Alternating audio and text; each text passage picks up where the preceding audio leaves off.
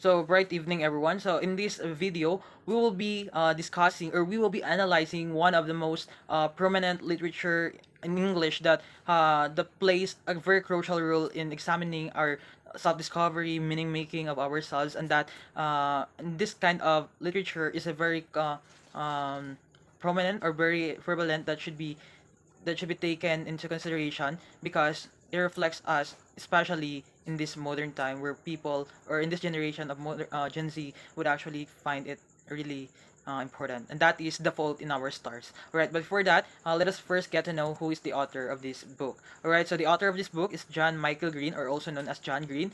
He is born on August 24, 1977, in Indianapolis, Indiana, United States. His work includes he is an author, a blogger, and of course, he is a philanthropist. His education includes he obtained his degree in Kenya College, and some of his works or some of his genre includes the young adult fiction, the buildings and romance. And some of his notable awards include the Michael L. Prince Award 2006 for his book Looking for Alaska, and of course, Edgar Award 2009 for his Paper Towns. So here are some of his notable works includes Looking for Alaska, Turtles All the Way Down, the Anthropocene Reviewed, and of course his blog, which is the Crash Course.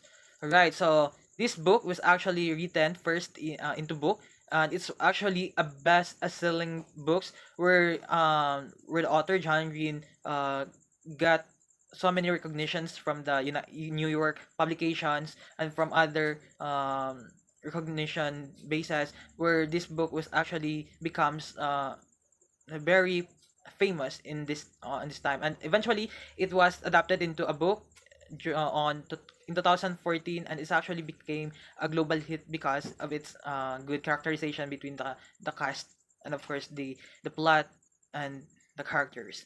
Right, so we have here the summary of the story. So the summary of the story: Hazel Grace Lancaster, a 16-year-old girl with terminal thyroid cancer, attends a cancer support group at her mother's behest. There she meets Augustus Waters, a charming 17-year-old boy who lost his leg to osteosarcoma, or the bone cancer on his leg, and the bond on their shared experience and love for a book called An Imperial Affliction. As they grow closer, Augustus reveals he's tracked down the reclusive author Peter Van Houten, and they plan a trip to Amsterdam to meet him. In Amsterdam, they share romantic moments, but their encounter with Van Houten is disappointing because he's a better alcoholic, which he refuses to answer their questions.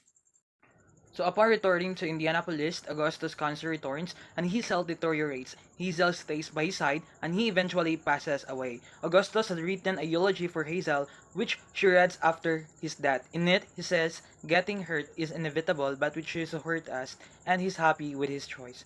Right, so that's the the story of The Fault in Our Stars all about. It's all about the two characters named Hazel Grace and of course Augustus, who suffered both from their physical pain which they encountered in their life as in a young age. All right, so this kind of story, it is kind of young adult fiction where the two characters faces a major conflict in their lives and how they able to cope up with it and how they find a way to solve it. Alright, so let's proceed to the literary analysis. So we have here the characters, the settings, the plot, literary devices, the tone and mode, the point of view, the theories, and themes. First, we have the characters. Alright, so for the characters, so we have here the main characters, Hazel Lancaster. He is the protagonist and narrator, a 16-year-old girl with thyroid cancer that has spread to her lungs. And of course, we have Augustus Waters, a 17-year-old boy who lost his leg to bone cancer and becomes Hazel's love interest. Alright, so they are the two who played the major role in the story or the movie. And of course, we have here the Van Houten. He is the reclusive author of Hazel's favorite book, An Imperial Affliction. He also plays here a crucial part where he was being sought by the two characters, which led them to the climax of the story. And of course, we have Hazel's parents, her mother and father, who are supportive and loving but struggling to cope with Hazel's illness. And of course, Isaac, Augustus' friend, who is going blind due to cancer. This Isaac is also one of the characters we met in the social group. And of course, Lidway, Van Houten's assistant, Hazel and Augustus meet the author. So these people, they played a major role in the story or the movie, and they plays a crucial role in shaping the climax of the story. Right, so for the settings, the settings of the story took place in Indianapolis, Indiana, where the main setting where Hazel and Augustus live and attend support groups. So we have also the Amsterdam, Netherlands, a case setting where Hazel and Augustus travel to meet Peter Van Houten. And of course, the support group, a regular gathering place for teenagers with cancers where Hazel and Augustus meet. And of course, we have here the Hazel's home, a significant setting where Hazel and her family cope with her illness. Also, Augustus' home, a setting that highlights Augustus' relationship and personality. And of course, last one, we have the funeral home, the setting for Augustus' funeral where Hazel reads his eulogy. Alright, so let's proceed to the plot of the story. Starting with the exposition. So, the story begins with Hazel Lancaster, a 16-year-old girl with terminal thyroid cancer, attending a cancer support group at her mother's behest. There she meets Augustus Waters, a charming and charismatic 17-year-old boy who lost his leg to osteosarcoma. They bond over their shared experience and love for a book called An Imperial Affliction. So, the story opened by introducing the character, which the main character, Hazel Lancaster, where he also had terminal thyroid cancer which she was encountering on her life. And of course, during that, he support as a cancer support group at her mother's behest, where she met the boy Augustus Waters, who's also had a cancer or a bone cancer in the leg, which is the osteosarcoma. And during their band, they share their common hobbies, which they love for reading, which they also made them shared experience and love for a book, and of course the book which is called An Imperial Affliction. Right, so for the plot of the movie or the book, so as Hazel, the rising action rather, that as Hazel and Augustus grow closer, they start to spend more time together, sharing their thoughts, feelings, and experiences. Augustus reveals he's tracked down the reclusive author Pater Van Houten and plans to a trip to Amsterdam to meet him. Hazel is hesitant at first, but eventually agrees to join him. In Amsterdam, they share romantic moments, explore the city, and met Van Houten, but their encounter is disappointing. Van Houten is a bitter alcoholic recluse who refuses to answer the questions about the book's ending.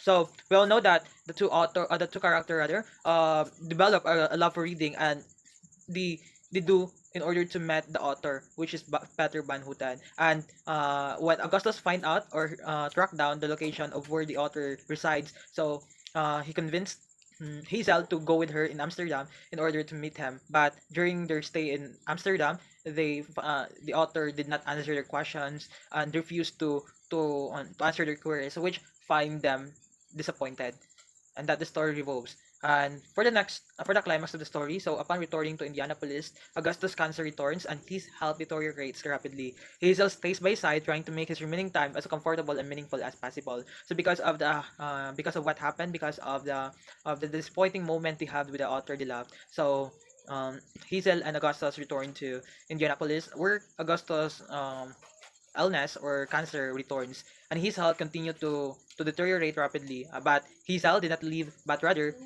he stays by his side and trying to make the remaining time as comfortable and meaningful as possible. Right, so let's proceed to the following action. As Augustus' condition worsens, he writes a eulogy for Hazel, expressing his love and appreciation for her.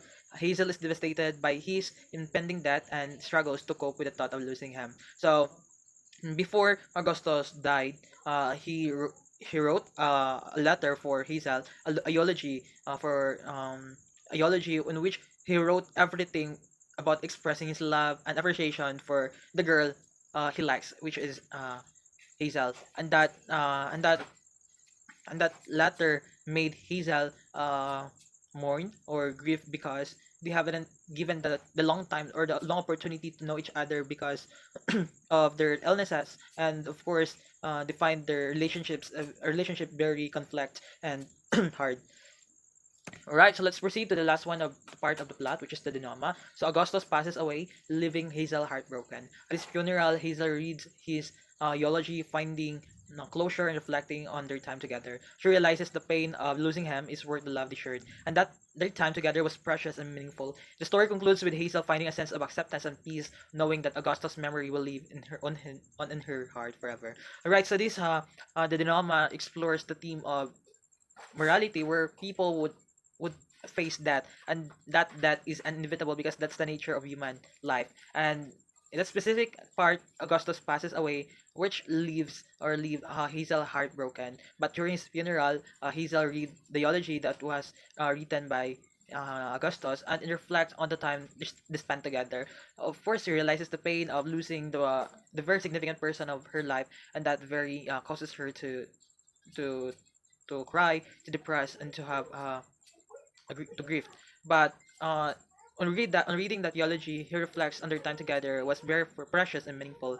And of course, that story also concludes with Hazel finding a sense of acceptance and peace, not knowing that that Augustus' memory will on her forever. Right. So that story reflects to us the nature of human experience, where we are ephemeral, where life is only short lived.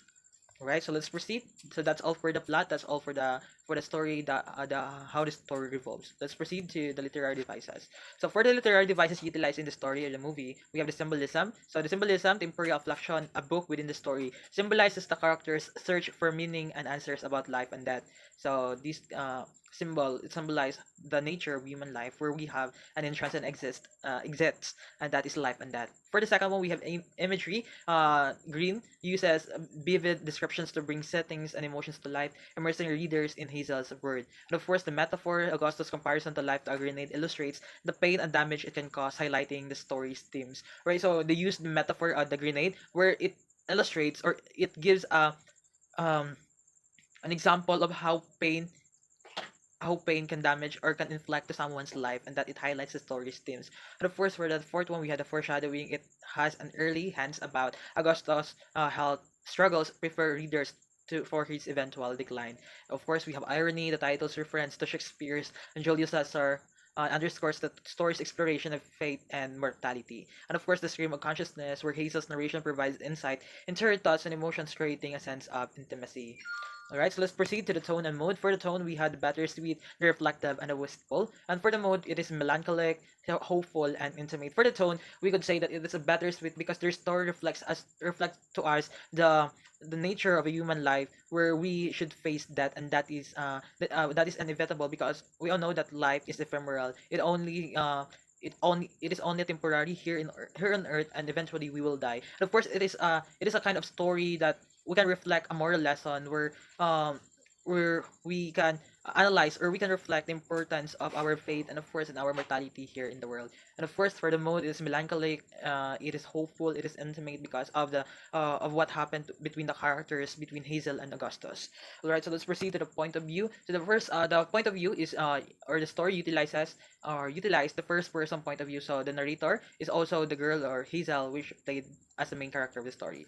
For the theorists, we have existentialism, absurdism, and humanism. And of course, lastly, for the themes rather, we have the themes. So this story or this book, this movie revolves around the mortality and impermanence of our life, where we actually, as what I have mentioned many times, that we will die, and we eventually face the harsh reality of our life. And of course, the identity and self-discovery, we find ourselves being bombarded with the thoughts of having what's really our purpose in life. But it's actually the third one, we have the love and loss. So the story really encapsulates the idea of love and loss, where people would find love, but eventually that love will turn into loss. And that story gives us a meaning of what really love is, and that is the true love between the characters of the story. And for the last one, we have the meaning and purpose. So the story revolves around their searching their identity, for searching their purpose in life. Really their purpose? What's really the reason behind why they have this kind of condition? Why Hazel has a thyroid cancer, and why Augustus has the bone cancer of his leg. And that's actually give us a way to reflect on ourselves, on the purpose, on dealing with it every day, on making meaning of our lives, and of course giving emphasis on the things that we need to do. And that's the story of The Fault in Our Stars. So this story is not just only a story that revolves around being bombarded with the world, bombarded with the idea that they are useless, that they are unfortunate of their life, but it's actually a reflective one, where we can be able to get a moral lesson about the importance of being grateful and being thankful for whatever we have, including our physical fitness, including our body, because not all have one, and not all have this kind of good conditions with their health, and that should be the one that we should be grateful enough. And that would be all for the literary analysis of The Fault in Our Stars. Good evening.